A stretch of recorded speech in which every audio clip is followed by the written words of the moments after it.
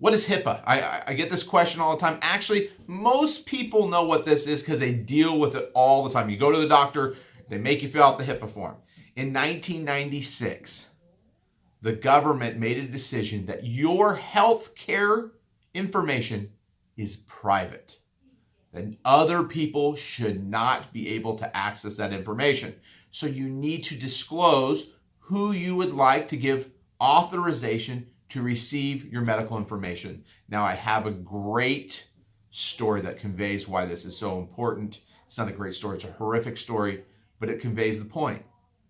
So, an individual came to a friend of mine. He's an attorney, he's an estate planning attorney, and she said that over the weekend, her daughter didn't call. She was going to Texas A&M. And so he said, well, maybe you should go down there. This is a good friend of his. So she went down there and went to their apartment and said, what's going on? What's the situation? And the roommate's like, I don't know. I don't know where she is. She didn't come home all weekend.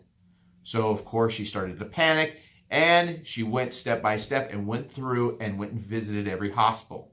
And as she went to each hospital, the common answer was that she's not here until she got to one that says we cannot release that information to you.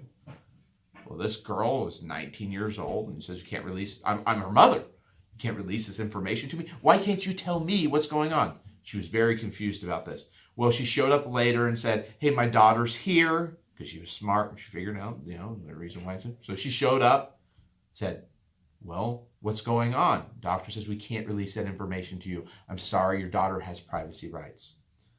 It wasn't until after her daughter passed away that the doctors could speak to her and tell her that her daughter had overdosed on drugs over the weekend. Now, she came back and she spoke to my good friend, and he said, if mom would have a HIPAA authorization, she would have been able to make the decisions and know what was going on with her daughter. Most people never think about getting a HIPAA authorization form and a medical power of attorney over their children who are going to college. You think, I'm paying for the insurance, I should be able to know what's going on. Nope, that's not how it works. You have to have a medical power of attorney and a HIPAA authorization form. That is why it's incredibly important to have these documents.